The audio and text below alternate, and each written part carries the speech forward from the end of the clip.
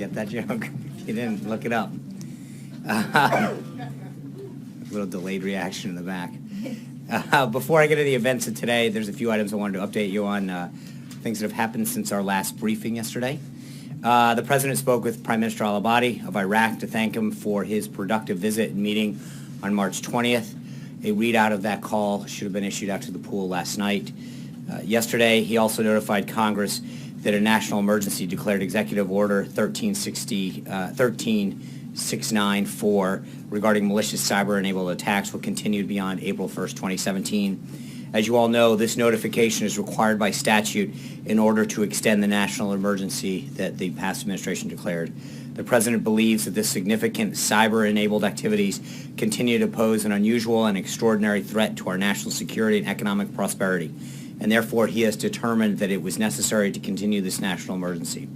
Last night, a federal judge in Hawaii put an indefinite hold on the President's executive order that was issued on national security.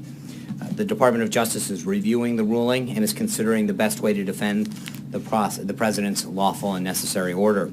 This ruling is just the latest step that will allow the administration to appeal. Just a week ago, the U.S. District Court in the Eastern District of Virginia upheld the President's order on the merits. The White House firmly believes that this order is lawful and necessary and will ultimately allow to move forward. This morning, we announced that the President will host President Xi of China at Mar-a-Lago on April 6th and 7th. The President looks forward to meeting with President Xi and exchanging views on each other's respective priorities and to chart a way forward on a bilateral relationship between our two nations. They will discuss the issues of mutual concern, including North Korea, trade, and regional security. Now on to some of the events of today. This morning, the President had a meeting with Treasury Secretary Mnuchin. The Secretary, along with the National Economic Council and the rest of the President's team of experts, have been meeting with and hearing from stakeholders on all sides of the tax reform debate. Tax reform has been a centerpiece of the President's economic agenda from the beginning of his campaign. The team is weighing the best option to develop a plan that will provide significant middle-class tax relief and make American businesses more competitive. Enacting the first significant tax reform since the 1980 is going to be a serious undertaking, and we are at the first stages of this process, beginning to engage with members of Congress, policy group, business leaders, industry, constituents from around the country, and other stakeholders. Tax reform has been a part of the political discussion for years, and accordingly, lots of people have lots of ideas about it. We intend to hear from them. He and his team will continue to meet with those who support and oppose the various policy options as they all sit on the table, because the President is committed to delivering results that the American people and American businesses will be able to see and feel in their paychecks. On the Hill this morning, the President was glad that the nominations of his Secretary of Agriculture designate, Governor Sonny Perdue, and Secretary of Labor designate advanced out of committee. Although he's disappointed to see that Democratic senators who had previously expressed their support for Alex Acosta, the Labor Secretary designate, nonetheless, while they had previously supported him, seem to have stuck to a party line vote. The President looks forward to having them officially on the team and in the Cabinet as soon as possible. Also this morning, the Department of Commerce and First Responder Network Authority, FirstNet, announced that AT&T will build the first nationwide broadband network dedicated to America's first responders. This step was part of the 9/11 Commission's recommendation on improving the ability of our police, fire, and emergency medical personnel to communicate seamlessly across jurisdictions, which is critical to their missions. It's also a sign of the incredible ability of public-private partnerships to drive innovation and solve some of our biggest problems while also creating jobs and growing the economy. Back to the schedule this afternoon, the President hosted a legislative affairs lunch on opioid and drug abuse. The lunch was an opportunity to discuss the goals and agenda of the President's Commission on Combating Drug Addiction and Opioid Crisis, which he established yesterday. The commission, which is going to be chaired by New Jersey Governor Chris Christie, is the next step in the President's promise to the American people that he would take real action to keep drugs from pouring into our country and corrupting our communities. Under Governor Christie's leadership and working closely with the White House Office of American Innovation, the commission will bring together leaders on both sides of the aisle to find the best way to treat and protect the American people from this epidemic. Many members in attendance to the lunch played a key part in passing the bipartisan Comprehensive Addiction and Recovery Act, also known as CARA, the first major federal addiction legislation in over 40 years, which authorized over $181 million to fight the opioid epidemic.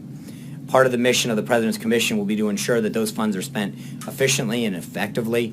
Too many lives are at stake to risk wasting any money on this effort. Moving on, later this afternoon, the President will welcome Prime Minister Rasmussen of Denmark for a working visit. We'll have a readout on their bilateral meeting for you at its conclusion.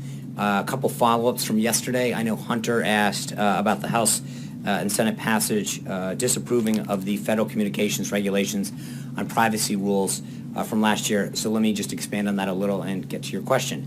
The White House supports Congress using its authority under the Congressional Review Act to roll back last year's FCC rules on broadband regulation. The previous administration, in an attempt to treat internet service providers differently than edge providers such as Google and Facebook, reclassified them as common carriers, much like a hotel or another retail outlet, and opened their door to an unfair regulatory framework. This will allow service providers to be treated fairly and consumer protection and privacy concerns to be reviewed on an equal playing field. The President pledged to reverse this type of federal overreach in which bureaucrats in Washington take the interest of one group of companies over the interest of others, picking and winning winners and losers. The President has signed more legislation under the Congressional Review Act, ending job-killing rules and regulations than all previous presidents combined already, and he will continue to fight Washington red tape that stifles American innovation, job creation, and economic growth. Jeff was here yesterday, Roberta's here now, but following up on Jeff's question, he asked about the administration's position on the Paris Climate Treaty. We are currently reviewing issues related to the agreement and expect to have a decision by the time of the G7 summit, late May-ish, if not sooner. Before I take your questions, I want to speak quickly about Judge Gorsuch again and the process behind his nomination and confirmation. From the beginning, I think the President's been clear and 100% transparent about his choices, what if he had been elected, who he would choose from.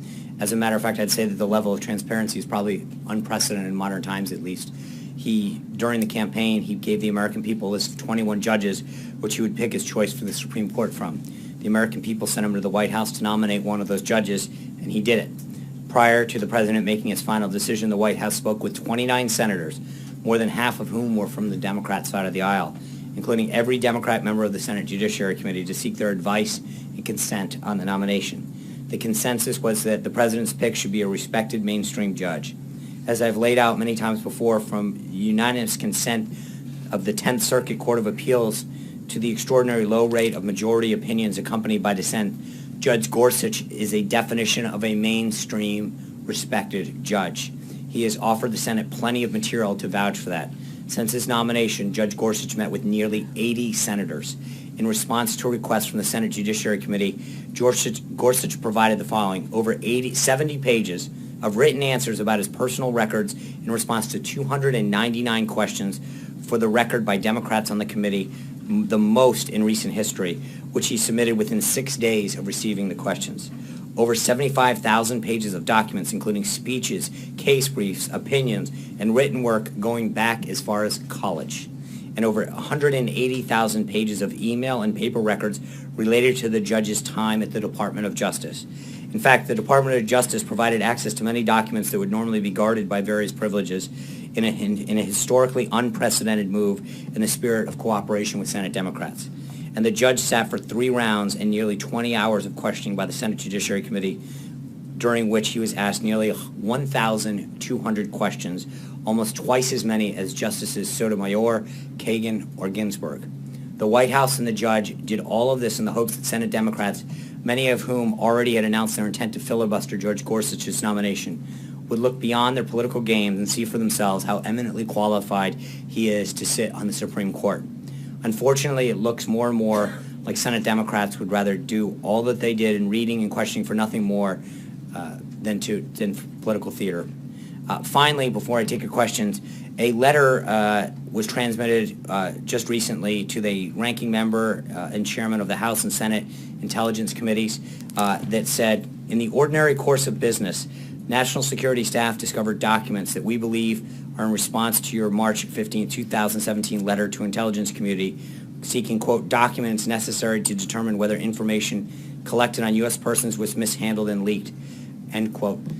We have and will invite the Senate and House ranking members and chairman up to the White House to view that material in accordance with their schedule. With that, I'm glad to take a few of your questions. Cheryl. Thanks, Sean. I'm trying to gauge the probability of a government shutdown at the end of April. Are your directions to the Capitol Hill to hold firm on the spending cuts that the president wants, or to try to wheel and deal and get a bill that can keep the government open? I don't know that they're mutually exclusive. I think we want pushback on Capitol Hill from some of the well, spending there cuts. generally is. But I think that we want both. I think we want to maintain some of the spending priorities as well as some of the reductions in the 2017 budget. We want to do so responsibly and do so within the priorities that the president's laid out. I think his funding requests and priorities are laid out in the budget that Director Mulvaney detailed and sent up for the remainder of 2017. There are some key things in that, and I think that that it is going to begin a conversation that we will continue to have with the House and Senate. But I don't think both of those goals are mutually exclusive. Obviously, we don't want the government to shut down, but we want to make sure that we're funding the priorities of the government. John Decker. Thanks a lot, Sean. I wanted to ask about some news that the president made today with a tweet that he put out on Twitter. He seemed to be picking a fight with the Freedom Caucus, and the Freedom Caucus, as you know, has 30 members. Does the president realize how important this caucus is, this coalition is, in terms of passing a replacement bill for the Affordable Care Act and passing the rest of his legislative agenda? Well, of course he understands that the goal of all legislation is get to a majority in the House, majority in the Senate, and so, but at the end of the day, he recognizes that he has a bold and robust agenda that he is trying to enact, that he ran on and told the American people that he would do when he was president, and he's going to get the votes from wherever he can. Can you pass that agenda without the help of the Freedom Caucus? Well, there's two questions. One is, I mean, mathematically, yes. But secondly, I think that there's a few members of the Freedom Caucus, both prior to last Friday's vote and since then, who have expressed a willingness to want to work with him rather than necessarily as a bloc. And I think that there continues to be some promising signs in that with that. So again, I think part of it is that I think if people are more concerned with voting as a bloc than in what's the best interest of their constituents and the American people, he's hoping that people will see the bigger picture, the goals that we outlined, and sometimes not like the really good be the enemy of the perfect. He seemed to imply in that tweet that he would be in favor of primarying some individuals in the Freedom Caucus who oppose his agenda. Is that correct? Did I read that correctly? I'm going to say I'm going to let the tweet speak for itself. For those of you who think, or just for your understanding, it would be improper of me to discuss the election or defeat of any candidate from this podium. Matt. Thanks, Sean. Two questions, if you don't mind. I want phenomenal questions from you. That's what I'll give you. First, we know now. You get that. I know I got it. So, two White House officials, according to New York Times reporting, provided Representative Nunes with the information that he spoke about last week. And according to the Times, the senior director for intelligence on the NSC, who was hired by Michael Flynn, started going through these documents after the president's tweet, the wiretapping tweet. So I'm wondering if the White House thinks it's appropriate for national security officials to be conducting what's basically a political task, which is trying to find information that then validates something the president said. Yeah. So I've read the report, and respectfully, I think your question assumes that the reporting is correct. And so I would just suggest to you that the letter that was submitted earlier to the chairman and the ranking members of the two intelligence committees on the Hill, the reason that the White House has asked them to come up is to view that information.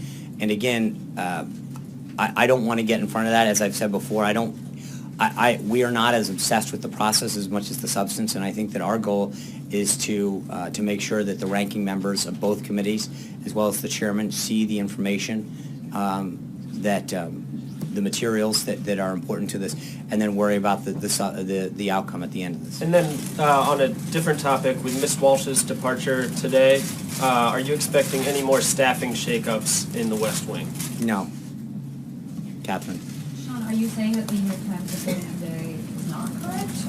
I'm saying that in order to comment on that story would be to validate certain things that I'm not at liberty to do. For days you haven't been able to tell us who we met with. And I understand that, and again, and I think that there's an assumption, as I've said before, we cannot condone mean, in the same way that you protect sources, when I call you and say, you've got 18 anonymous sources, and you go, well, I can't reveal my sources, Chairman Nunes, in conducting an investigation and a review, has an opportunity to have his sources. Our view is that the smart move was to make all the materials available to the chairman and the ranking member of the relevant committees. And I understand the obsession with the process piece. But we are focused on the substance of it, and I think the goal is to make sure that people have the substance that are looking into this, that we have asked to look into this. So the White House did make materials available already? No, we've sent a letter within the past few hours to both of those committees, informing them that we wanted to make that available to them. And what kind of message do you think this sends to people watching this? I mean, does it... I think it sends a message that we want them to look into this, that I think that as we have maintained from all along, that I think there's a belief that the President has maintained that there was surveillance that occurred during the 2016 election that was improper, and that we want people to look into this and take the appropriate legal, responsible steps to both understand it and then address it. Major. I want to read to you something you said here at the podium on March 23rd when you were originally asked if the White House might have had any role in providing information to Chairman Nunes. You first said it didn't make any sense to you, and then you went on to say, and I'm quoting you here, I don't know why he, Chairman Nunes, would brief the Speaker and then come down here to brief us on something that we would have briefed him on. It doesn't seem to make a ton of sense. So I'm not aware of it, but it doesn't really pass the smell test.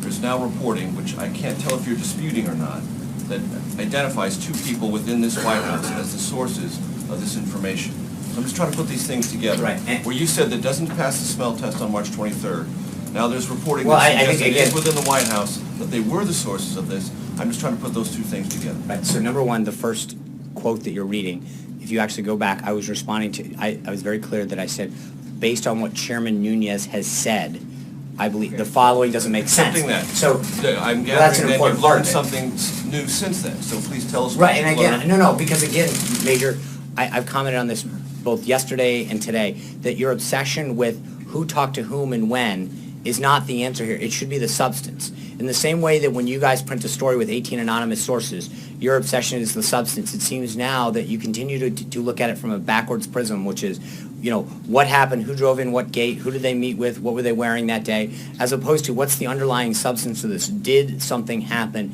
in the 2016 election? Did leaks occur? We are not going to engage actively in that kind of leaking that has been a problem. In fact, if you look at the Obama's Deputy Assistant Secretary of Defense that is out there, Evelyn Farkas, she made it clear that it was their goal to spread this information around, that they went around and did this, and she said, quote, that's why there's so many leaks. They have admitted on the record that this was their goal, to leak stuff, and they literally, she said on the record, Trump's team. There are serious questions out there about what happened and why and who did it. And I think that's really where our focus is in making sure that that information gets out. But can't the process, from your vantage point, validate the importance of the substance? Well, I think there's a review that we've asked for probably You four... told us that you're willing to look into and ask And I am. questions about the process and provide us answers. And That's all I'm trying to go through. don't, please don't put words in my mouth. I never said I would provide you answers. I said we would look into it. The responsible thing for us to do is to provide the individuals and the committees who are doing the review the materials that they're looking for, or some of them. We don't know what they're exactly looking for, what they've seen and what they haven't. Our goal is to be as forthright as possible. They asked the intelligence communities and others in a March letter for information. We are willing to provide them with the information that we have, the materials that we have come across. And I think that is an important step. Again, it is not, our obligation is to make sure that a review is done both in the House and the Senate as we asked for a few weeks ago, not to make sure that we illegally leak out information to you. And when you say we have information, are you disputing the reports in the New York Times? I'm not commenting on the reports, Major. I just got asked the same Well, question. You're saying we, so I'm just No, trying no, to find out. no. There are names I'm of saying people no. who We, work for the meaning the NSC, White House, who work at is this not White House, going to who start named now confirming. publicly for the first time. I get it. We are not going to start commenting on one-off anonymous sources that publications publish. If it were wrong, would you tell us? I'm not going to get into it. As I just said, I get it. How many times you can ask the same question, Hunter? Thank you, Sean. I have two questions. The first, President Trump is pushing for a major tax cut, increases in defense and infrastructure spending, and the border wall. Does he think this agenda has to be deficit neutral, or is he open to plans that might initially add to the debt? Well, I think when it comes to tax reform, he's got three underlying goals. One is tax simplification, two is to lower the rates, and three is to grow jobs in the economy. And I think part of it is that if you look at it dynamically, as the plan develops, and again, as I mentioned earlier, we're not there yet. We are beginning that process of engaging with stakeholders. As the plan develops and there's a cost put on it, that's going to be a decision that gets looked at, as well as what are the economic growth and job creation aspects to it. So to answer that question without knowing what the full scope of it is looking at something and answering it in a vacuum. And then just to clarify one thing with the New York Times story, I know you won't identify Congressman Nunes' sources, but isn't it abundantly clear that at least some White House officials had to be involved in him getting information here because they would need to help him access the complex? I cannot get into who those individuals were. Right, but it was someone at the White House, right? They Well, need to help him have access. Again, if I start going down the path of confirming and denying one thing, that we're going down a very slippery slope. I've made it my position very clear on that. Jessica. Thank you, Sean. Thank you for announcing the visit of the Chinese president. I have a couple of questions about that visit. If you'd entertain me. Can you talk about the location and how it was chosen for this visit? There's, as you can imagine, on any trip, no matter who the foreign leader is, there's a lot of discussion that goes back and forth between the White House, the State Department, and the equivalents of the other head of governments, their appropriate counterparts. And those are kind of things that go back and forth in terms of how long, the activities, what will be discussed. Every single thing is discussed on both sides. And so that was a long and ongoing negotiation with the government of China and with their representatives, lasting several weeks now. So how did you arrive at Mar-a-Lago? I'm not going to get into the back and forth. I would just suggest to you that both sides discuss various locations and topics and agendas and length, etc., and aspects to the trip, and this is what we've arrived at. So what is the goal for the White House to accomplish during the visit? Well, I think there's a few things. One is I think this is an opportunity for President Trump to develop a relationship in person with President Xi. He's spoken to him on the phone a few times. But we have big problems, and I mean everything from the South China Sea to trade to North Korea. There are big issues of national and economic security that need to get addressed. And I think there's going to be a lot on the table when it comes to that over the 2 days that they will talk. And lastly, the Chinese are expecting the White House to provide some sort of framework for the relationship to be viewed for. Are you prepared for that? And can you talk a little bit about what that framework might be? Can you expand on that a little? Kind of put a floor under the relationship, looking for how to view the relationship. Obviously, you had the rebalance and the pivot in the prior administration. Right. Is there a tagline or a vision for U.S.-China relations that you will roll out during this visit? We'll see. If you have any hashtags, let me know. But I think right now we're not worried so much about slogans as much as progress. There's a lot of big things that we need to accomplish with China, and I think that we will work on that. Kristen. Thanks, Sean. Did the president direct anyone in this White House or in his national security team to try to find information or intelligence to back up his assertion about wiretapping? I'm not aware of anything directly. I'd have to look into that in terms of, again, there's two sides to this. One is the information side, and two is the policy and the activities and the legal piece of what happened. Those are big buckets, if you will. So it's possible. I'm not going to comment on it. And one more. Don't sort of the daily questions about this make it necessary to have some type of outside independent investigation to lift any lingering cloud that there may be? No. I think you have two committees looking into this. The FBI has been looking into this, as they mentioned at the hearing. I mean, how many do you want? I understand that you may not have, that there's... The House Intelligence investigation is still valid given all of these questions? How is it not valid?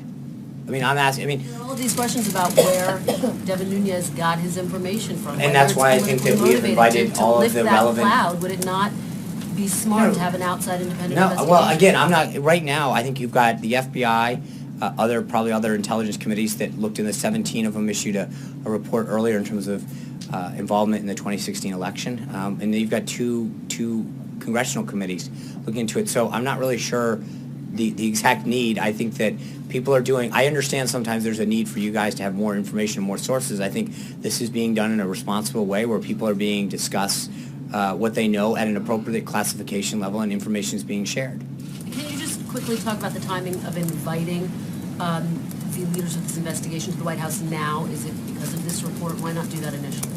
I think a couple things. One is they tasked the various committees in mid-March to, or the agencies rather, to provide information. We felt we had information that was relevant, and I think there was some, there's a desire to make sure that both sides of the aisle who are looking into this, as well as both chambers, had that information. Anita. Eric Trump gave an interview a few days ago to Forbes magazine in which he said that he would update his father regularly, perhaps quarterly, on the business, including giving profitability reports. So I have two questions about that. One is, have they spoken about the business since January? And two, how does this not violate what the president set out as the protocols for how he would deal with the business? Well, two things. I don't know if they've spoken.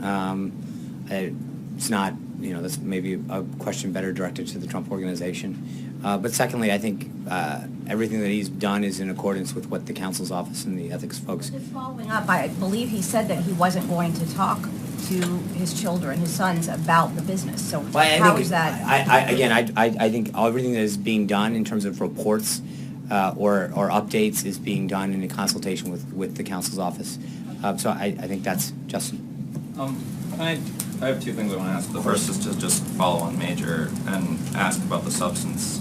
It's sort of unclear what you guys are telling the chairman and the ranking members you have. Is it information that would validate the president's claims about surveillance during the 2016 campaign, or is it information about their broader Russia investigation? I'm not here to share that. That's why we've invited them up to view it in a classified setting, in an appropriate setting. It's not to be shared with people that don't have the appropriate clearances and access to it. You're not intending to imply that this is the information that the Chairman Nunes has been talking about? No, what I'm suggesting is that there has been information that has been material that has been made come to light, and that we want to make sure that the people who are conducting the review have that information, have access to it. All right. And then Westinghouse Energy filed for bankruptcy yesterday. I'm wondering if that's prompted national security concerns within the administration, and if there is any effort within the administration to sort of help them navigate this bankruptcy, considering the I'll have to check on that. I think there's obviously a couple departments that would be interested in that. Steve? John, I just want to ask you to elaborate more on what you have so far told us. You said that in the ordinary course of business, the national security staff discovered documents. Can you explain how these documents were uncovered? What does it mean? Yeah, I don't think, no, I'm not. That's why we've invited them up for into a classified setting, for them to see these materials and understand it. This is not the setting that is appropriate to discuss that. So who in the national security staff then uncovered the documents? Good question. That is not, again, as I've mentioned multiple times, we're not here to go through the process. Our job is to get to the substance of this and to make sure that the people who have the appropriate access and authority to look into this matter and then take appropriate steps have that. Are you in a position right now to deny or rule out the possibility that members of the National Security Staff have already informed the chairman of the House Intelligence? I'm not going to get into any further details on this. I would just suggest to you, again, if I can go back for a second to something that the Obama administration's Deputy Assistant Secretary of Defense noted very clearly on the record, that they were engaged in an effort to spread information about Trump officials that had come up in intelligence. That's not, that is several networks. Evelyn Forecast made that proclamation about what was going on during the Obama administration regarding the Trump team. So that is something that they made very clear on the record. John. A couple of things, John. First of all, on the Freedom Caucus, in response to the president's tweet, Congressman Amash of Michigan responded on camera saying most people don't like to be bullied, in response to the president, also saying that sending out such tweets is constructive in the 5th grade. It may allow a child to get his way, but that's not how government works. could you take a moment to respond to Congressman Amash? Was the president trying to bully the Freedom Caucus? No, I think this is consistent with everything that he has said since Friday of last week. And I think that he is looking for members on both sides of the aisle who want to be constructive to achieve the goal of a patient-centric healthcare system. That's it, plain and simple, and I think that his comments and his tweets speak for themselves with respect to how he feels and why. Well, John? following on that, is this a divide and conquer strategy? No, it's a math strategy, which is to get to 216 and pass an effort and continue to move the agenda forward. And then if I could follow on what Major said, you've accused the people in this room several times of being more interested in process than actually in the substance of things. But when information is discovered by the Intelligence Committee chairman in the House at the White House that is potentially exculpatory to what the president has tweeted out, and it's reported that one of the people who was involved in uncovering that information is a White House staff member who was kept in his position over the request of the National Security Advisor by the political leadership here at the White House. Does the process not then take on some relevance? Well, the process in the sense that we are, as I've noted, we've invited the chairman and the ranking members who are looking into this and reviewing the matter up here. That doesn't mean that we allow uncleared members from the media to come in and look at it. That means, no, you are, you said, but I think it is, because That's not what I asked. What I asked was, when you have that connection of dots all the way along, does the provenance of this information not become relevant to the overall investigation? it's up for the people who are conducting the review to decide that, not for the people in this room to decide it. It is up to the people who are cleared to look at that information and that material, to look at it and make their evaluations. And I think they are conducting the review. You've seen very clearly, both on the House side and then starting today on the Senate side, them looking into this matter. That is the appropriate venue, forum, and personnel to be reviewing it, plain and simple. Sean, a quick follow-up on that. Zeke. You mentioned a couple of times that... Thank you. When has the President already been briefed on this information? I'm sorry, I couldn't hear you. Has the President already been briefed on this information that you're now inviting the Congressional Committee chairs to come in and view? And when was he briefed on it? I will look into that. I'm not entirely sure when or what the status of that is, but I can follow up on that. Why would you brief? Why would the White House brief? I understand the question. Like I said, I will look into whether or not where that stands. Blake. Couple on taxes. The timeline here had been healthcare first, tax reform second. There was a Fox poll out released yesterday that says 73% of Americans want tax reform to happen this year. Mm-hmm. With healthcare now at least being on hold, is healthcare the number one priority for this administration? Is tax reform the number one priority for this administration at this point, or is healthcare still kind of taking up some of the oxygen?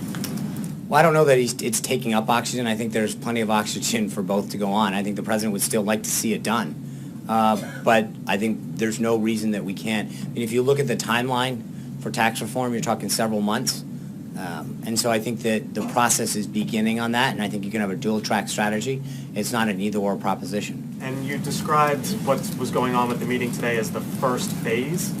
Can you lay out to us what is somewhat entailed with that first phase? Yeah. Is the president being given detailed strategies, or is it broad principles? What is involved in this first phase? I think it's a little of both. They're talking about the process that they intend to partake, how this is going to lay out, who they're engaging with, how they're going to begin that process, and then some of the guiding principles and making sure that any updates that he has or any principles that he wants to suggest are incorporated into that plan as they begin to meet with stakeholders. But part of this is to level set with him as to what they tend to do and how they intend to do it. You just mentioned a dual track between healthcare and tax reform, but then there's also infrastructure hanging out there. So can all of those go together? Lots of tracks. I mean, again, remember, they're not all the same people. Some of them overlap, some of them don't. But I think part of this is that you got to remember that some things can happen sooner than others because of the legislative calendar. Some things are going to take longer because of both the legislative calendar and because of the number of individuals involved and the complexity of the situation. But there's a lot of things that can be moving at once because of how they'll play out. John Gizzi. Thank you, Sean. Turning to the foreign front, yesterday, Vladimir Kara-Murza, the twice poisoned Russian dissident and vice chairman of the Open Russia movement, testified before a Senate Appropriations Subcommittee backing continued sanctions against Russia. He also called on Secretary of State Tillerson to meet with Russian civil society members, in other words, anti-Putin dissidents like himself, when he makes his trip to Moscow next month. Mr. Kara-Murza also said he was meeting with many members of Congress, both parties, but he would be very happy to meet with any administration officials. Are there any plans for the President or anyone in the White House to meet with Mr. Kara-Murza, and will Mr. Tillerson meet with the Russian civil society? I would suggest to you, I'm not aware of anything yet. Both the National Security Council as well as the State Department are probably more appropriate for you to address that to. Alexis. Can I ask a question before I do get some clarification on the answer that you gave to Hunter and to Major?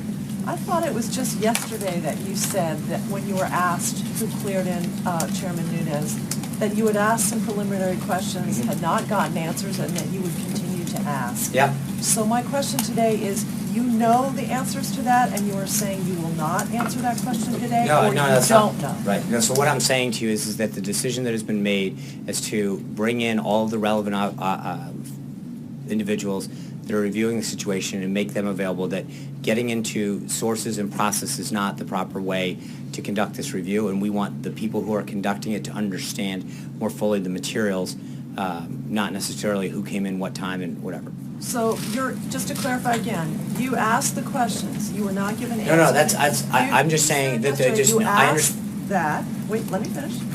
You said yesterday that you asked, you didn't get the answers, and so what you're telling us today is you are never going to get the answer, you are never going to get the answer to who cleared in Chairman Nunes. No, what I'm saying is that the decision was made, it's supposed to focus on the process, to focus on the substance, and that the decision was made. Answering my question.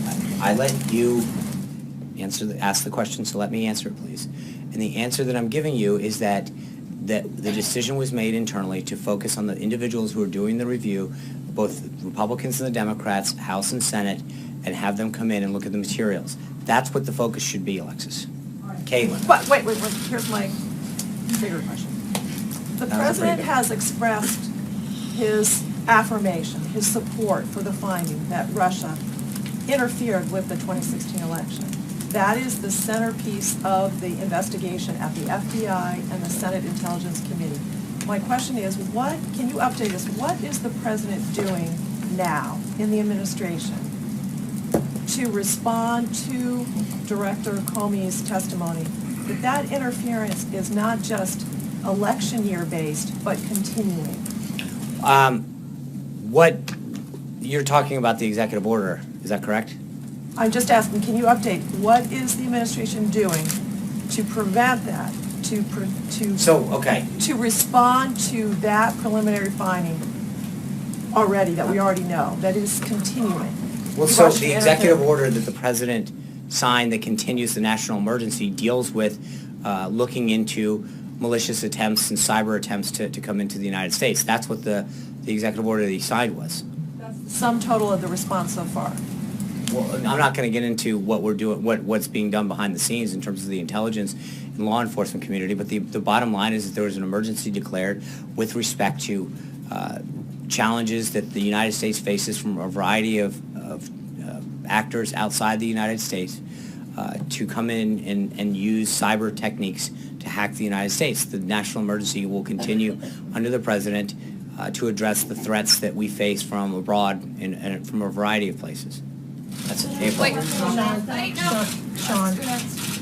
April? Yes, Sean.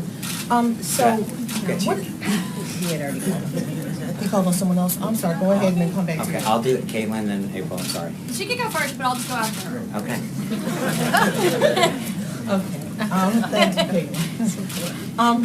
you. So Sean, what is the ultimate goal of the leaders coming in to get this information, and will it be information that Nunes received plus, or will it just be basically a synopsis of what Nunes received?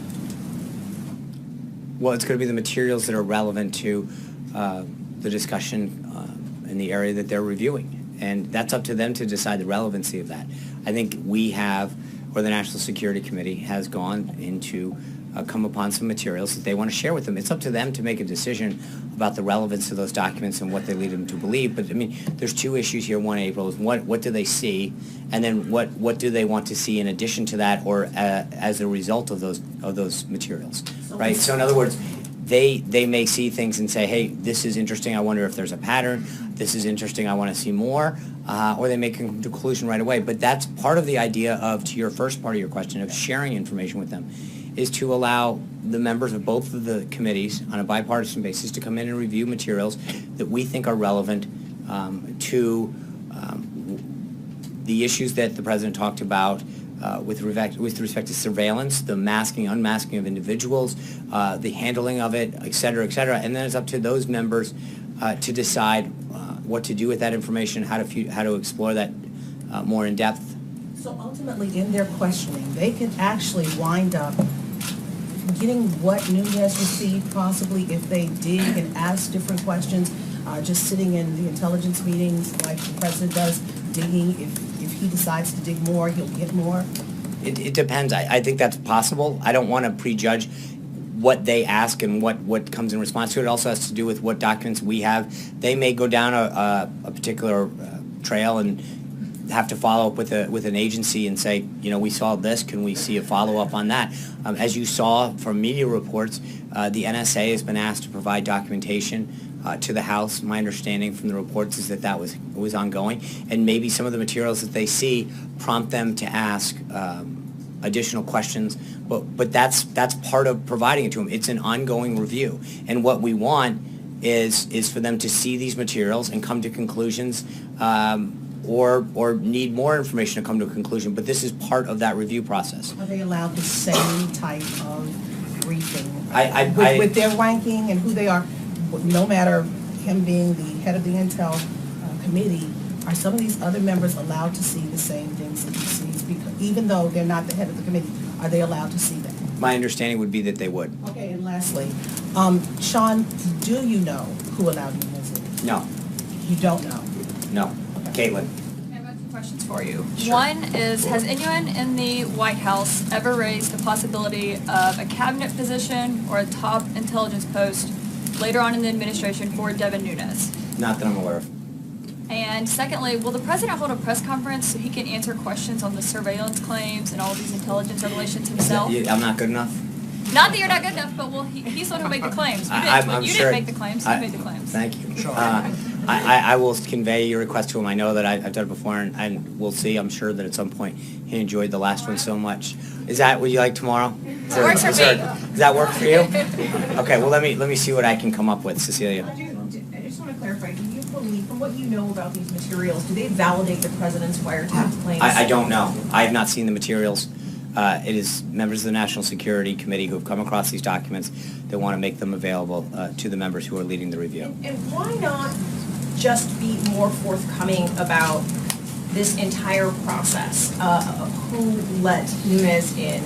If this was enough, if the President of the United States could tweak this claim about wiretapping, doesn't the American public have a right to know more right now? Yes, they do, and I think that's why we're going through a process. Is that and I say this respectfully, I understand that you want all of those process answers. What day did someone come in? What were they wearing? What door did they come in? The relevant questions are about the substance of this. And it's interesting, I don't get the same thing when I see these unpublished stories with anonymous sources. You don't ever tell me who your sources were. Glenn, I'm actually asking Cecilia's question if you could be as polite as not to interrupt her. Thank you. Do you accept his apology? That's very... I will cede the floor to Glenn. Thank you. That's not how it works, though. But I would argue that you guys have, when you write a story and you call and say, I have 4 anonymous sources that said whatever, and I say, okay, well, who are the sources and where they come? You go, sorry, I'm not revealing anything to you, but the substance that I'm asking you to respond to. But when the shoe's on the other foot, you're all about the process. The bottom line is that there are 2 congressional committees that are conducting reviews of this situation. And those committees are looking at the relevant information and talking to the relevant people. To your point about the process, we have made individuals available and encouraged individuals to testify or to meet with or to discuss that have been approached. So I think that what we are doing is, frankly, and I know you probably disagree, but I think that we are doing the responsible thing by making sure that documents and materials are shown to people with the appropriate classifications and the appropriate settings, and that the people that the different committees would like to discuss these matters with are made available to them. I think that's the responsible way of handling this. Yeah. Sean, thank you very much. I have two questions, one on Venezuela and another one on climate policies. And I'll start with Venezuela because today the Supreme Court in Venezuela said they decide to take over the Congress powers, and the opposition say there is a coup underway.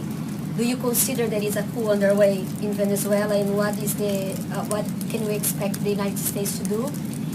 And the other question is on climate change because President Obama signed also bilateral climate deals with Brazil, China, and India. And what will happen to those? Well, on the first one, respectfully, I would refer you to the State Department. The only Supreme Court I'm really focused on right now is ours and getting Judge Neil Gorsuch confirmed by the Senate. So I'd be glad. I think the State Department's more of an appropriate venue to discuss the activities over there. And on second, I think when it comes to things like the Paris Treaty, as I mentioned at the outset, that is being. I understand, but I think that there are things that we will have updates for on all of these things as we move forward. Right now, I've got nothing on that subject yet. Thank you, Sean. Yeah. The Wall Street Journal reported this morning that the Trump administration is proposing more modest changes to NAFTA. Like, for example, they're leaving the arbitration panel that deals with trade disputes in place, et cetera, et cetera. Is the White House backing away from some of the more sweeping changes to NAFTA that the president proposed during the campaign? You know, I would just argue that Robert Lighthizer isn't even nominated yet. That is not a statement of administration policy at this point.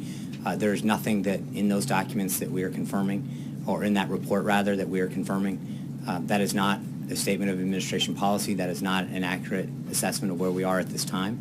And I think our goal is to get Robert Lighthizer appointed as the next ambassador and U.S. trade representative. And then when we have that, we will have plenty of updates on where we go with respect to NAFTA and the rest of our trade agreement.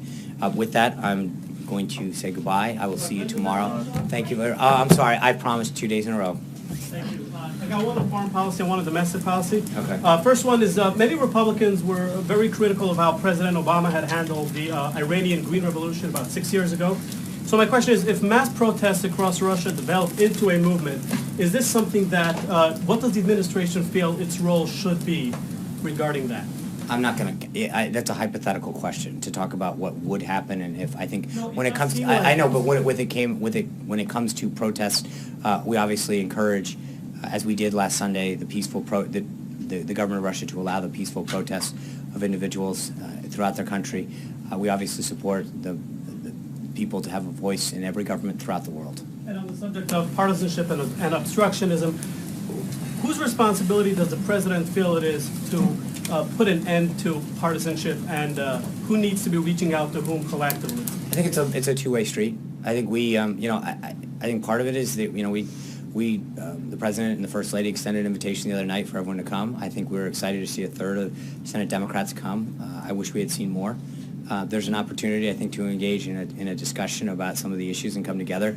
But I would argue that, when you look at this fight on Gorsuch, I mean, I don't disagree with the fact that if you're a Democrat, you probably don't necessarily agree with some of the rulings and some of the philosophies of Judge Gorsuch. I get that. But at the end of the day, they have always agreed. In fact, in most cases, the filibuster has never been the norm. It hasn't. And it is odd to see that these individuals who have, it's one thing to vote no, it's one thing to say that we don't agree, but to now turn to filibustering or threatening to filibuster Senate unbelievably qualified people. And there is nobody that I'm aware of, even on the left, that is suggesting that Judge Gorsuch isn't qualified to serve as a Supreme Court justice. Republicans in the past have allowed Democrat presidents to have their nominees voted on up or down. And for the most part, when you go back through President Obama, President Clinton, Republicans have joined with Democrats to allow people who are qualified to go onto the court. And to see this new precedent be formed by Leader Schumer is disappointing because this is a huge, huge crack. I think there was a column one of the papers today, I think you are really fundamentally changing how the Senate's going to operate by doing this. And I think that's an important, they can disagree with him philosophically. I get that.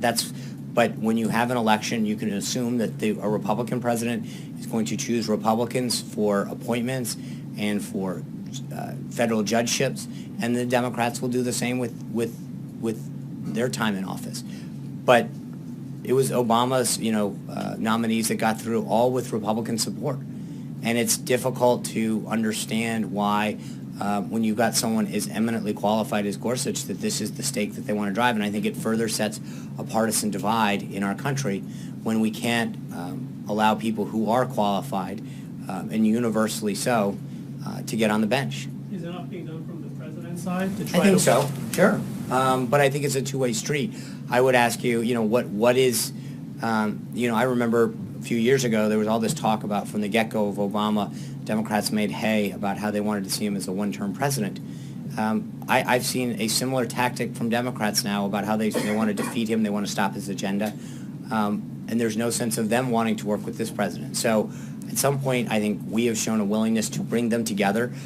It's amazing how many senators, when you talk to them, over the course of the last, almost 70 days, have said, I've been to the White House more in the last 70 days of a Trump administration than I was during 8 years of an Obama administration. And I think that speaks to the president's desire to bring people together and to find common ground on areas of mutual agreement where we can move the country forward. Thank you. I'll see you tomorrow.